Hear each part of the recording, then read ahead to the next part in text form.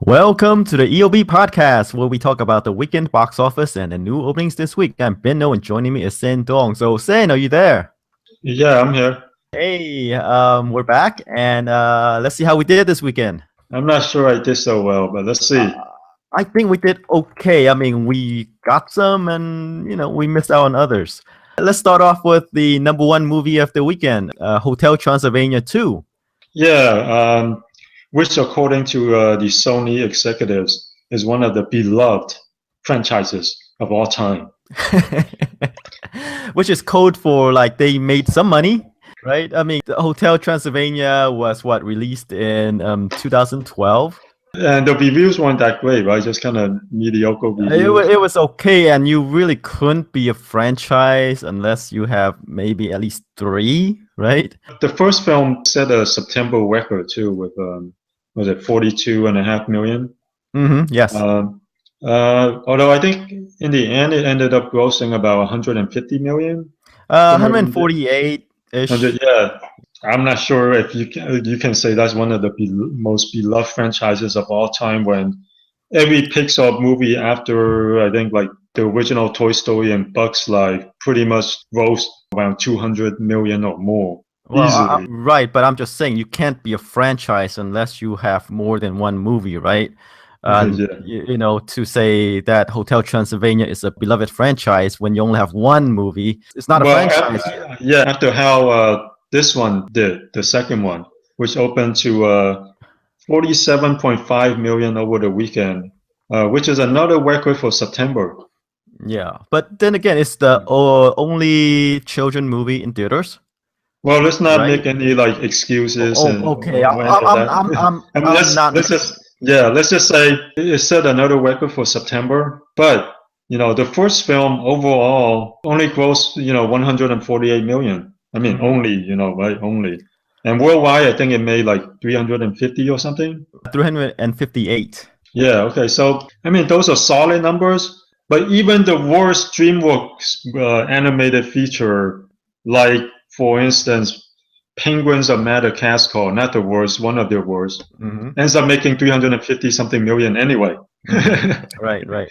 So if you put Hotel Transylvania in terms of overall gross, domestic and worldwide, and reviews, and you rack it up with the other animated films that the other studios produce, amongst hits, it's probably somewhere near the bottom. Oh, right. That's why I said in the previous podcast saying, when an animation from a major studio grows probably just only in the 300s, that's just like kind of average to below average in terms of grosses. Amongst hits, though, amongst hits. Right. Because it depends on the budget, and there were movies that don't do nearly that much, and then even and then there are live action movies where, if you make around 300 million worldwide, or sometimes even 200 million worldwide, that's pretty solid. Right, that is solid. But then again, when your movie make around 200, 300, kind of borderline, those are kind of borderline quote unquote franchise. Yeah, right, exactly. When you read these box office reports and the Sony execs, like, this is becoming one of the most beloved franchises of all time. Like, hey, hold on here. Sure, it got the September record, but if you compare in terms of the reviews, in terms of the box office, and if you count all the, animated hits, I mean, Pixar could crush these numbers any day, easily. Any of Pixar's movies. DreamWorks in their heyday crushed these numbers easily. And even now, on a worldwide scale, their average films, do these numbers. Right. Oh, okay, but then again, let's not take anything away from Hotel Transylvania 2.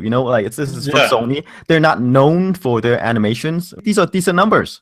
Yeah. Right? These are great numbers. Just don't get carried away and go, this is one of the most beloved franchises of all time. Well, they're paid to say that. That's the job. They're paid that's true. Well, that's true. This is the best thing since sliced bread, even though it's like another Adam Sandler movie that maybe they're paid to say that. Yeah, that's true. What else is he gonna say, right? Right. He made a film. Right. So, the one great thing about Hotel Transylvania is that the budget is only about 80 million, which is relatively cheap in comparison to the other animated features from some of the other staples. Like Pixar's features in general end up costing 200 million. And DreamWorks, even though after a string of duds, was still cranking out movies at a cost of about 120, 130 million. Right. This is DreamWorks Animation. DreamWorks and Yeah. DreamWorks Animation are separate companies. Yeah, so animated feature produced for 80 million is kind of on the lower end, kind of like relatively cheap. Which is good. I mean, for a studio whose bread and butter is not animation, I don't think they should be pushing envelopes anyway. You know, they shouldn't be dumping 200 million into something that is not their core competency. Yeah, yeah. Even Universal, who made the Despicable Me's and the Minions movies. Those are huge franchises. They make 300, 400 million each film. And even they are keeping the budget capped at around 75 million, which is, shows a lot of restraint for the studio. When Pixar is cranking out movies for 200 million and DreamWorks Animation is cranking out movies for like 120 million, they're, kind of keeping it low, despite making lots of money. Right. But then, yeah, like again, for these studios whose core, like I say, core competency are not animation, they need to keep the budget low because one bomb will sink them. Yeah, exactly. Especially when you don't have the buffer. DreamWorks are lucky because they have that buffer of the Shrek movies and the Madagascar movies, and then the How to Train Your Dragon and the Kung Fu Panda. So they had a decent string of hits to buffer their recent losses. But if you are one of these other not as established animation studios and you crank out 3 or 4 duds, you're out of business. Right. You've in effect become an effects house. Yeah, exactly. And then go out of business. Yeah, right. All right. Like that's exec said, it's a franchise now. We're going to see Hotel Transylvania 3. Obviously, because it made money. Yeah, and Adam Sandler is still making money, even if in this case it's kind of behind the camera. Guess we couldn't say a bounce back for Adam Sandler because this is voice work. Yeah, voice work. Yeah, and this is a children movie. Yeah, right. But I think he co-wrote it. This kind of came from his idea too. I think him and another guy. Oh, right. And just to let you know that he is making children movie, right? I mean, with Hotel Transylvania, and he's working, I think, producing, writing or whatever, a movie based on the board game Candyland. Oh, okay. Yeah, and then and of course he did what, Pixels? Yeah.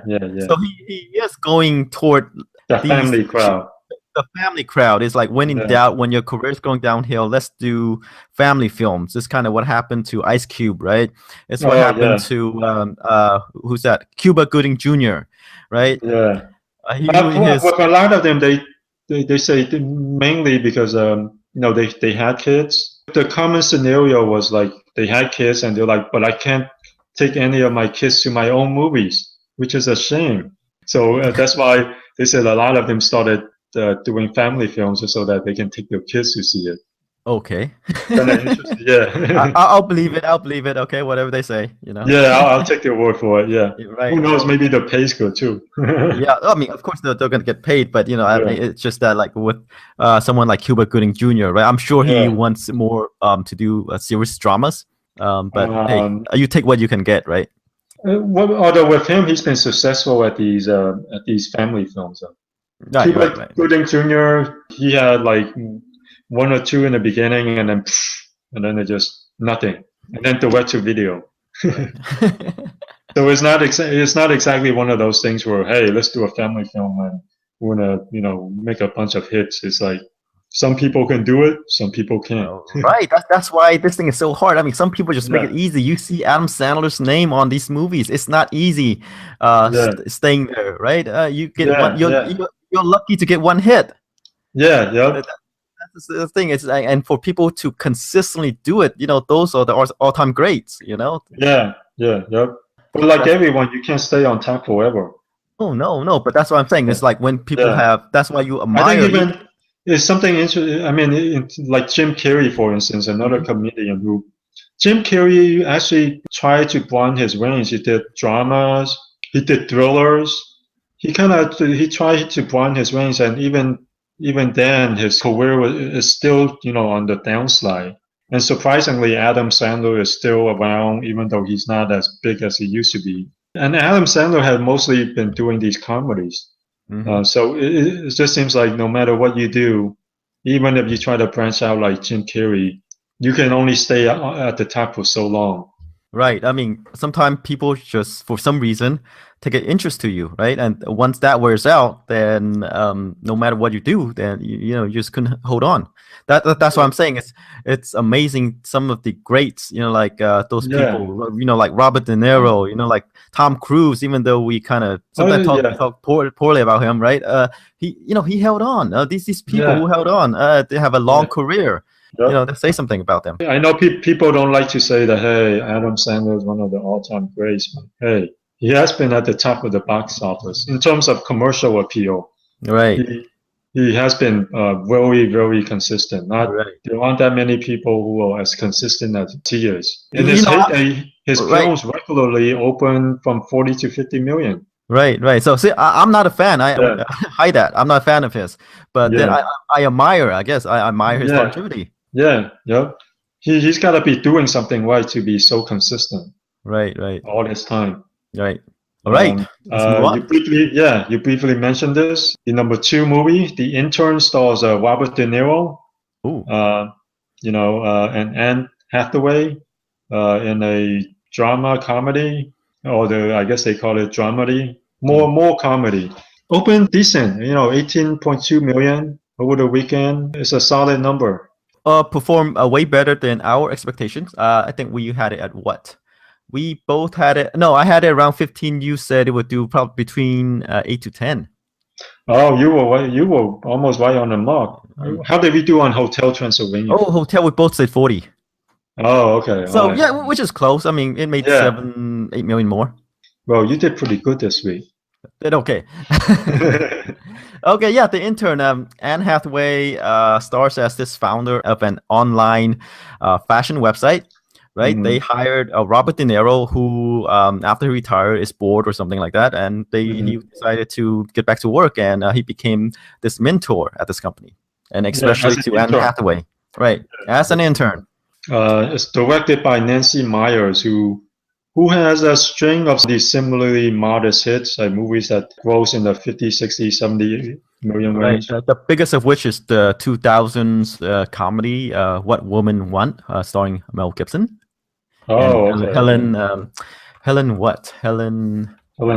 Hunt. Yeah, Helen Hunt. Like I said, I thought the premise was not believable, and I guess you could say that the box office kind of reflects that, even though it overperformed. Is it What Women Want, or is it another movie? Something's Gotta Give. Both. No. What you mean? I'm talking about what? Nancy Meyers. Nancy Meyers. Both. She directed both. Did she? She directed The Parent Trap, What Women Want, Something's Gotta Give, The Holiday, It's Complicated, and then The Intern. You're right. I didn't see it for a minute. I didn't see it there. Sometimes you have to take my word for it, even though I might have mixed things up. Right. Yeah, gotta trust you more. Right. Yeah, the movie opened in over 3,000 theaters. For that type of opening, kind of pretty wide. 18 is not that great, right? It depends on the film. Nowadays most wide releases are around 3,000 some theaters. But I think for this movie, you can't just say, hey, it's opening in 4,000 theaters, therefore it must make 200 million in this opening weekend, like the Avengers. So most of the decently wide films open at 3,000 something theaters. More of it depends on the film. Like The Intern, I don't think the budget is very high. It's a comedy starring Anne Hathaway. Robert De Niro is not exactly a huge draw nowadays. A decent draw, but not a huge draw. So 18 million is kind of solid. Well, here's the thing. I take these theater counts as a sort of signal to see how confident they are. Because theater owners want to make money from movies, regardless of which movie. Right, they will give the most theaters to the most promising films. You take theaters away from some movies, so that means some movies not making money, right? And you put it on this one. So that's when I say when it's open in over 3,000, that means it's taking theaters away from other movies, which potentially more profitable, right? I mean, so that means that they think that Intern might do a little bit better. But I'm saying, like, when Um, over 3,000 theaters, I expect the movie to, if it's like doing well, to be about 20 million plus. you could kind of expect that, but a lot of times it depends on the distribution company. Like some people, like distributors like WB and Disney, they have a string of theaters all lined up. Mm-hmm. And I'm not sure if you can count that against the movie. You have an indie film that only costs a couple million, and eventually they are able to expand it to thousands of theaters, and it doesn't open to 20 or 30 million, but it opens to 10 million or something. You know, it's pretty good. I'm not sure if you can take that away from it. Certainly, they know that the Intern is not going to be as big as Hotel Transylvania, which opened in just a couple hundred more theaters. But I don't think they were looking at, you know, Robert De Niro and Anne Hathaway in a comedy, and I don't think they were expecting too much more than 18 million. I think they're pretty happy with this number. Right, like I said, it overperformed our expectation, and I think a lot of people too. I mean, I think they're going to be very happy with 20, but 18 is pretty close. Yeah. And let's get back to the movie, right? The movie, I read that its audience is probably older women. Okay. So this is not Sex in the City. Right. The reviews are actually decent, 57%. Not at the first level, but it's you know, kind of okay. Yeah, okay. I mean, for kind of a generic comedy, not targeted towards, you know, the Academy Award, that's decent. Well, to me anyway. Yeah, well, I'm not taking into account like the budget. I'm just saying, hey, the theater count release is. I'm talking about the tomato meter. Right. Tomato. I'm just saying the movie is available where you know, if you want to see it, you can see it, and it did okay, relatively speaking. Not great. Yeah, not great, but good. Yeah, even though people are happy with the numbers, I'm just saying, you know, considering all the factors in its favor, it did okay. Okay, let's. Should we move on? Sure. Number 3, The Maze Runner, The Scorch Trials. Made 14 million this weekend, had a drop off of 54%. After 2 weeks, it has made 52 million domestically at a relatively cheap budget of 61 million. Worldwide, it's already at 174 million. It's gonna be a hit, but I'm not sure. It looks like it's losing steam fast. Yeah, it is losing steam a lot faster than the previous one. I mean, at this current pace, it looks like it might top off at around 80 to 90 million. It probably won't reach 90 million. The first one made over 100 million. So this one won't get there. Yeah, because right now in its second week, it's behind the first movie. The first movie in the second week made about, 58 million? And the Maze Runner in the second week, it only made about 52. Yeah. And that's not that huge of a... No. But the drop off is going to be huge from week to week.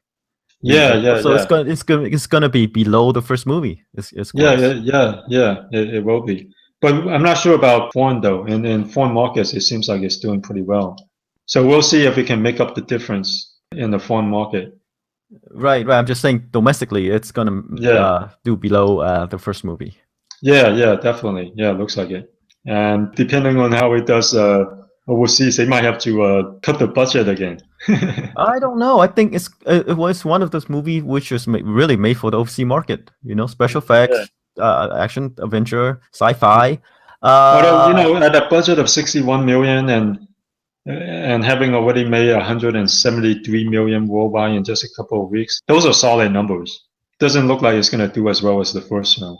Right. At least domestic. I mean, it could, at least domestically, it could do that. Overseas. Right? The total could be more than the first movie.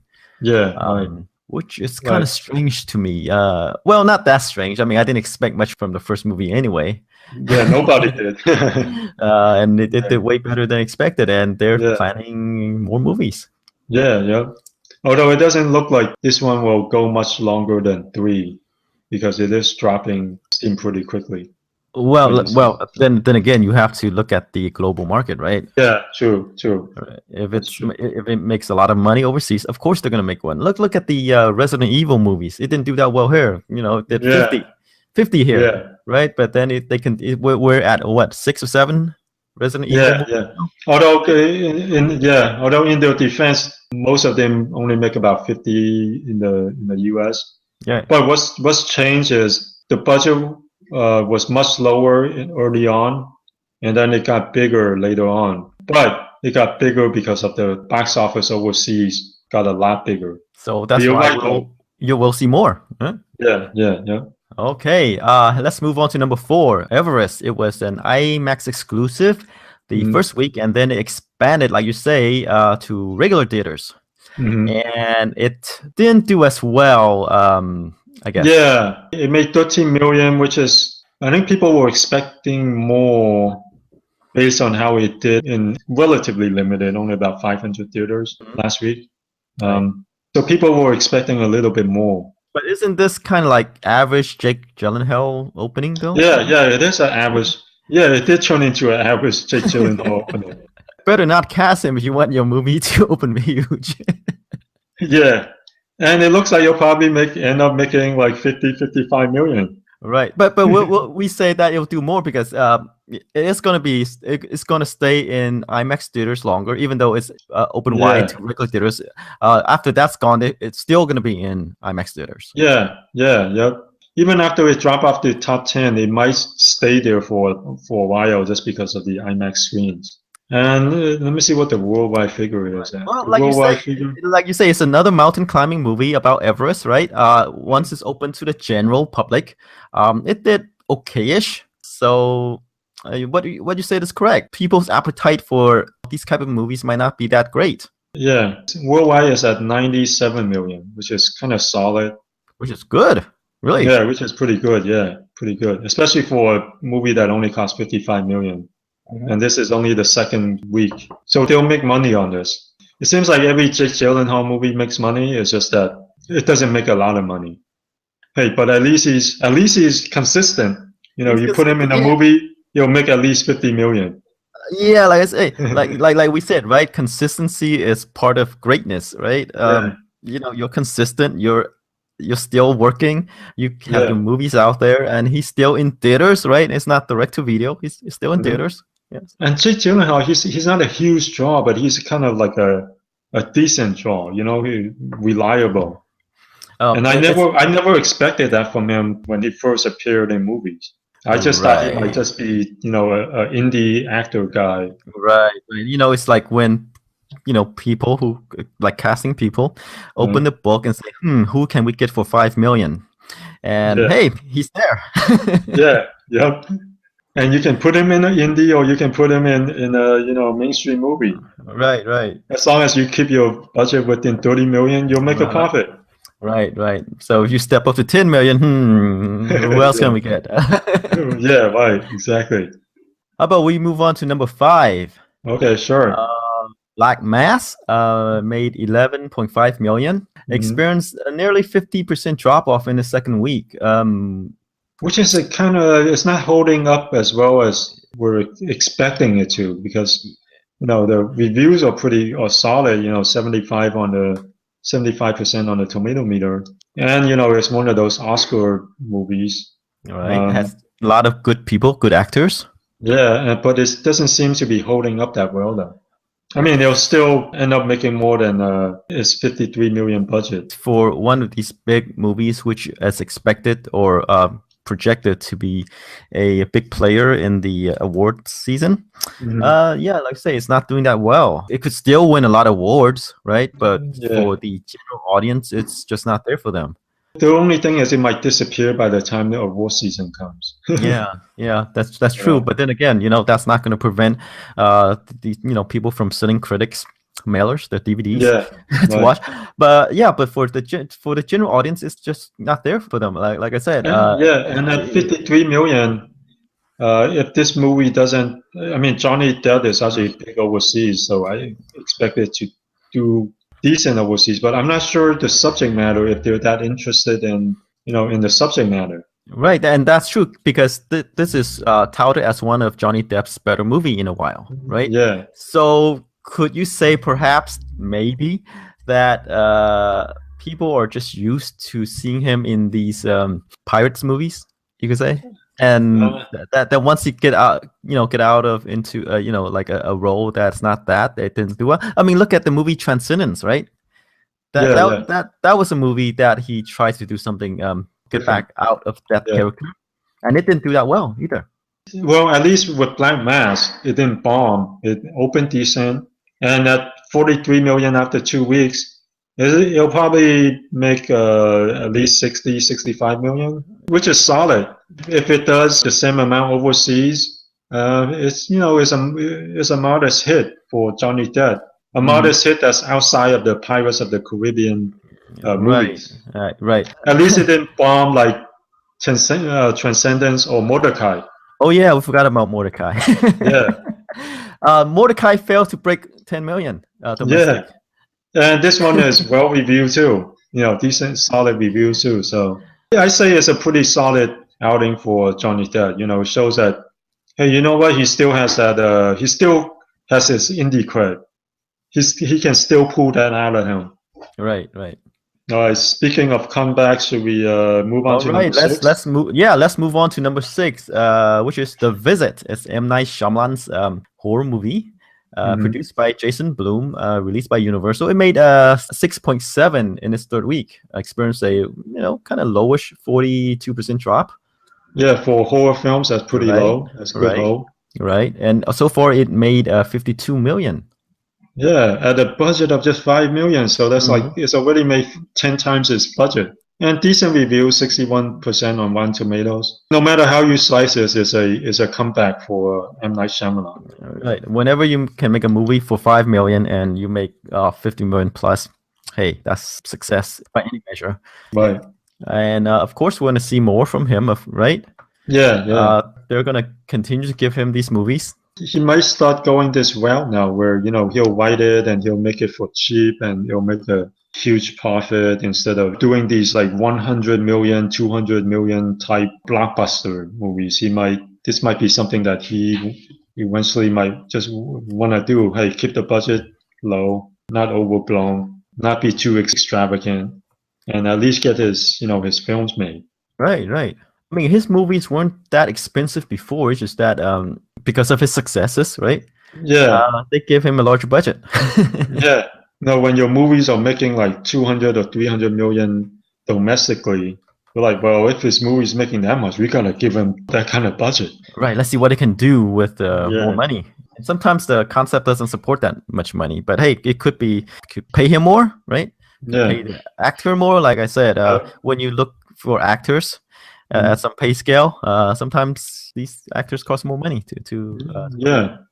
Well, once you start budgeting movies at 200 million, you gotta okay. Now you have to find actors who can bring in that kind of money, and Right. so then you have to pay actors 20 million, and then you have Right. to, and You have then to the whole thing support just yeah, you have to support all these cast and crew, yeah. . So maybe this is the way to go because he does write these horror thriller dramas that these genres usually aren't that expensive to make. Right. I mean, at the beginning, when he came onto the scene, people were like saying that he was the next. Steven Spielberg. No, not Steven Spielberg. The No? guy who made these horror movies like The Bird. Hitchcock. Yeah, Hitchcock. I think they were going for Hitchcock. With all the Right. twist endings or the twists. Yeah, yeah, yeah. I guess he was Right. modeling himself after that. Yeah. All right, let's move on to number 7, The Perfect Guy. In its third week, it experienced a 51% drop off, made 4.7 million, and it's nearing 50. Yeah, at a budget of 12 million, that's a huge hit, even though it's not holding up as well. But then again, this is one of those typical African American movies, Yeah, yeah. made for audience, and those movies typically make somewhere in the 50 million range. Yeah, and they tend to be front loaded. They make the majority of their box office during the first week. And The Perfect Guy looks like it's one of those. But hey, at a budget of 12 million, your movie made 50 million, no complaints. Yeah, I mean, when it came in number 1, we thought, hey, great, let's see how it holds up. I mean, if it holds up, then that means it has a wider appeal, but it Yeah. did not. So it became one of these, typical African American movies, Yeah. which is not bad. I mean, they tend to be successful. Yeah. All right, let's move on to number 8, War Room. Of the films in the top 10, it experienced the least drop off. Now, excluding Everest, which, expanded, and Sicario. It made 4.3 million this week, a drop off of only 31%. And it has made 56 million total after 5 weeks at a budget of just 3 million. This is kind of like M. Night Shyamalan's The Visit, made for super cheap, end up making 10 times. In this case, it's like it's going to make 20 times this budget. And as you know, once success breeds copycats. Yeah. I think we're going to see more of these types of movies. I'm sure they're going to make it regardless. Yeah, definitely. For a while, it looks like it might be on the downslide, and then more came. For a while, right. Studios are probably like, look, people are no longer watching these Christian theme movies. So, right. And then all these guys are going, look at War Room. Green light my 10 scripts. Right, and say, hey, give me 3 million or 5 million, whatever, right? Low movie, and it has a potential to make many times that back. Yeah. Right. Yep. If all you need is something like a hit. Yep. Let me see. Let's move on to number 9. The Green Inferno made about 3.5 million. It's a Eli Roth horror film. He of the Cabin Fever fame, the Hostel movies. Yeah. Back when torture porn was the thing in horror films. Right, like we said, he didn't started it, but he's a practitioner of it. Yeah, and this is kind of a disappointing number. You think so? Let's see. We said it would do about 5. Yeah, so it did slightly less than that, and like we kind of said last week, people are kind of past that torture porn phase. Wait, you think they're past or they're more immune to it? They're more sanitized to it, or sensitized? Yeah, maybe. Actually, I think the word is insensitized. I think it doesn't bother them as much. They don't get the same thrills as they used to. Yeah. More like they're just not as it doesn't shock them anymore. It doesn't make them queasy anymore. Now it's just like another torture porn movie. More ketchup on screen. Yeah. Like we said, we're trying to we're keeping an eye on this because if it did well, that means we'll see more of these type of movies.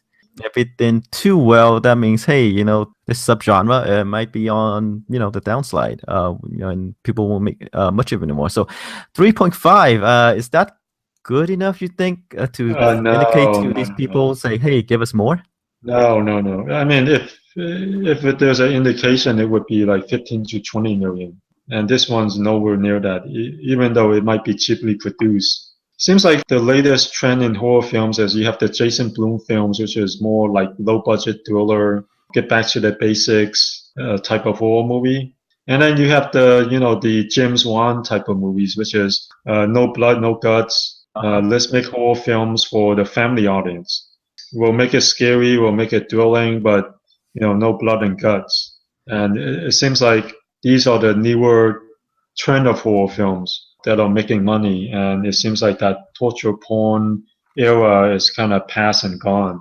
Right. And I believe even the Cabin Fever movies, like Cabin Fever Patient Zero, it went straight to video, I think. Even the first one, I mean, it did okay. It wasn't like a massive hit. It's definitely an interesting film because of its modest budget. It made 21 million. It's great for its budget, but doesn't seem like the Green Inferno will be one of them.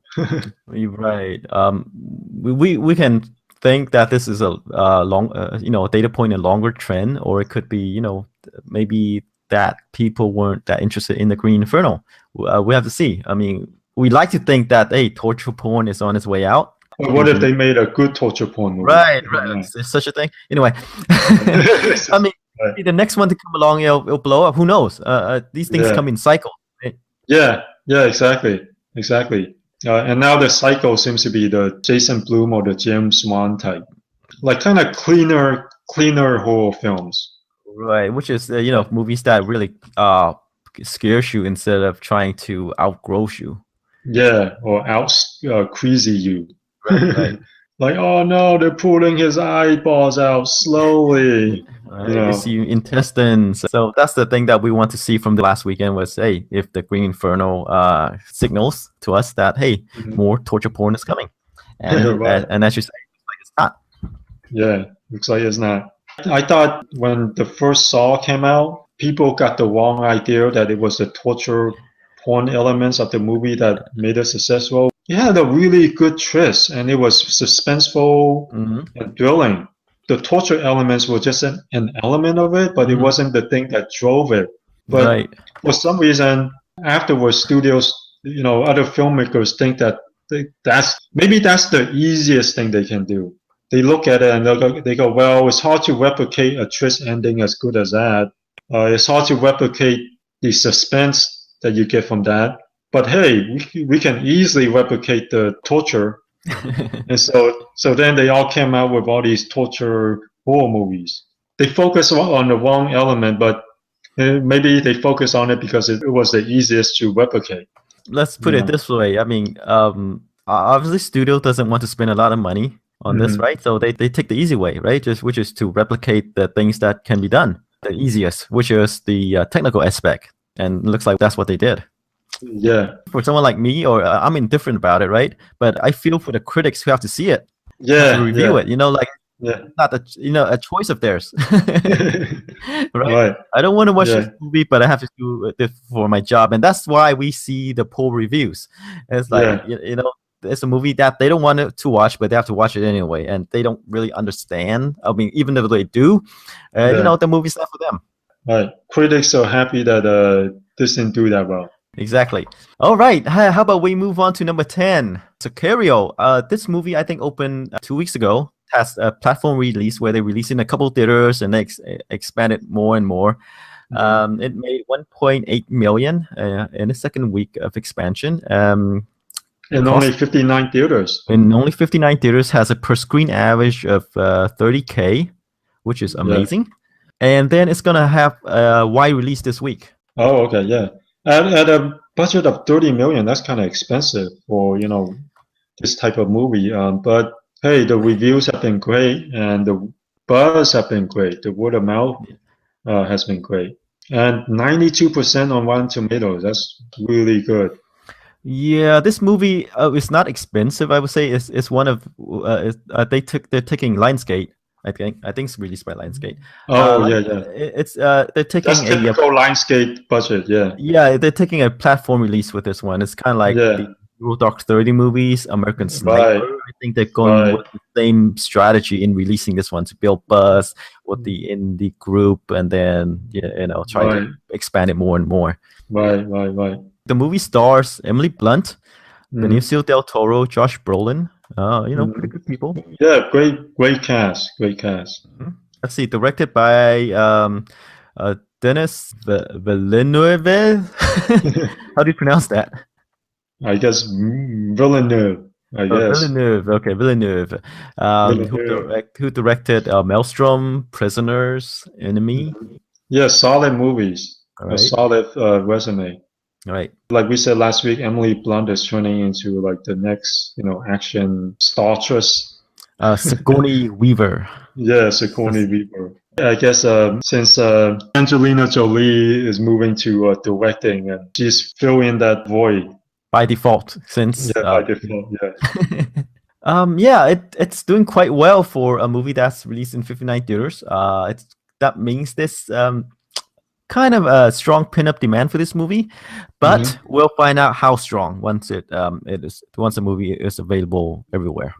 This week, the highest per screen average is achieved by Sicario, but I'm actually surprised that the second highest per screen average, about 20,000, is from a Chinese movie, Lost in Hong Kong. It made 559,000 in 28 theaters, which is really high for one of these movies. I haven't seen any Chinese film being released in limited theaters done these kind of numbers in a long time. This is a sequel to the hit Lost in Thailand. The first Lost in Thailand broke box office records in China at the time, and at the time it made 200 million in China. So this is like you said, a sequel to a humongous hit. I'm surprised though, because even Lost in Thailand. Yeah, yes, Lost in Thailand. I mean, it did huge in huge business in China, but when they released it in the US in limited screens, it didn't do nearly as well as this. This is like, kind of amazing. 20,000 per screen is really good. Yeah, but we're talking about what, 500K? Yeah. But at the same time, you have to look at all the other indie movies that are released in limited screens. And when you release, indie movies in limited screens, 10,000 is kind of decent. 20,000 is very good. And when you have, 30,000 like Sicario is blockbuster status in indie world. Yeah, we'll see how it holds up, though. I mean, it could be that Yeah. hey, this like you say, is a sequel to a huge hit. The second weekend might not be kind to this movie. Yeah, it might not be, but I'm just at the same time, you're like, hey, these Chinese movies there hasn't been one that's done this well in a long, long time. So I just wanted to point it out. Okay. Let's move on to openings. Since Okay. we went through the top 10. Really, it's just The Martian, right? Yeah, the Martian is the new one. It's opening nationwide, and then Sicario is expanding. Since it's already released in 2 weeks in limited release, and right now it's just going nationwide. But Right. we're going to be mainly talk about the Martian. Oh, do we have anything else to say about Sicario? Well, we can always predict how we'll do. Yeah. Let's get that out of the way first. How many screens is it? It didn't exactly say. It just Okay, said so nationwide. probably 1,000.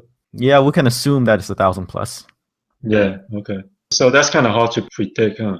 It is, since this movie is not going to be it has a wide appeal. It kind of like Black Mass, except it doesn't have Johnny Depp to bring in the people. It's pretty much Emily Blunt and Benicio del Toro and Josh Brolin. But it's not that type of movie. So I think it's going to do maybe between 10 to 15.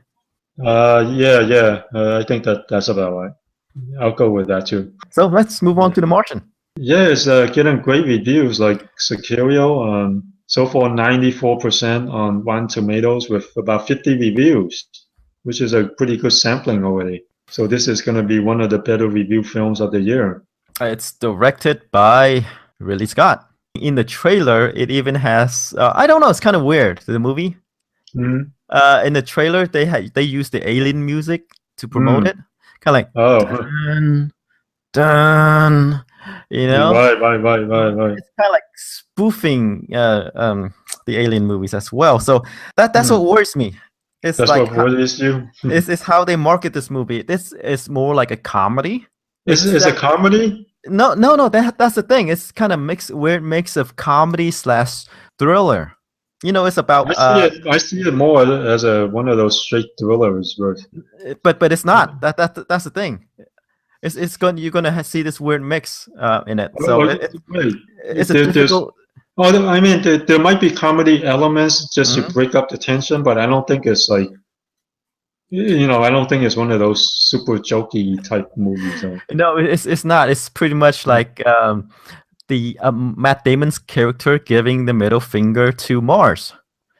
Right? He crash landed. He's the only guy who survived, and he has to survive 4 years until the rescue mission comes and pick him up. And then at the same time, there are some people in space who decide to act on their own and try to rescue him. Right. So and that's him narrating, Matt Damon's character narrating and recording all these videos, saying, "Hey, I'm still here, I'm still alive. Look at what I did, what I grew. Trying, all these vegetables, how to make water, etc." So in that sense, it's kind of like a comedy there. It's like him saying, I'm still here, do your worst. No, that's the thing. I don't see it that way. I don't see it that way, though. No. I see it more of one of these survival type movies. No, it is, but no, that's the thing. That's the trailer. That's the trick of the trailer. They try to make it into a more serious thriller. Looking at some of the quotes, it doesn't seem like it's very jokey or seem like more of your traditional thriller with maybe some some comedy elements to break up the tension. Right. It does have Kristen Wiig, which is an interesting casting choice. In addition to Jeff Daniels from Dumb and Dumber. and Dumb and Dumber. And they have, Jessica Chastain and Kate Mara Right. and Michael Pena. Solid cast. I haven't seen it yet, so we'll have to see. Who knows? Maybe it'll be jokey, but it doesn't seem like it from the quotes. But what is your number on this? My number, I think it's gonna be a weird film to market. That's what I'm saying. I'm gonna put it on around 25 million. It's gonna open 25. I thought the marketing's been pretty good. No, see it again. Watch it again. Right. I'll disagree with you on that. No, look at it. They have listened to the alien music while he's strapped to the chair and other things and all the videos that he made. I've seen those things, but I don't have the same impression of them. So you're thinking about 25 million? Yeah, I'm thinking it's gonna do about 25. Yeah, I think it's a timely movie though, because we landed on Mars and people are talking about colonizing Mars, and so I think it's a timely film. I think this could do better. I'm putting it at 35 million. I'm going high. 35 if not 40. 35 if not 40. Wow, that's pretty. That's very high. Okay, let's go 35 to 40. So it might have a potential to do that, but I'm just saying it's this mixed messages, which I think might be trouble for the movie. We'll see. We'll see. I didn't see it though. I don't see it though. But okay, go watch it again. So maybe there are others who. Okay. No, yeah, go watch it again. It's there. So you think about 25 million. I'm thinking 35 to 40 million for The Martian, and then Sicario with you and I are thinking 10 to 15. Right. If The Martian do 40 plus, then yeah, that movie's going to be the number one movie. If not, Hotel Transylvania might repeat. Yeah. So we will have to see next week. We'll see if Sicario can build on that, all that positive buzz. Right, but it's only 2 weeks. I'm not sure if it has enough. Even though it did well in limited release, let's see how well it does wide. I think I think we're pretty good with 10 to 15 because it's not the type of movie where I don't think it'll become another American Sniper. Let's put it this way. It might not, but it could be Zero Dark 30. Yeah, which is not a bad place to be. Yeah. Because American Sniper, that's like 350 something million. That's just one of those once in a long while. Right. If you're a Sony executive, it is a beloved franchise. Yeah. Well, they're calling films that made a lot less than that beloved. Right. They're not even well-reviewed movies. They're calling like mediocre movies that's done kind of mediocre, decent box office beloved. Right. We should do a separate podcast and like things that Sony exec says. Yeah. Right. All right. Let's come back and see how we did. Okay. All right. See you guys next week. All right. Thanks for listening.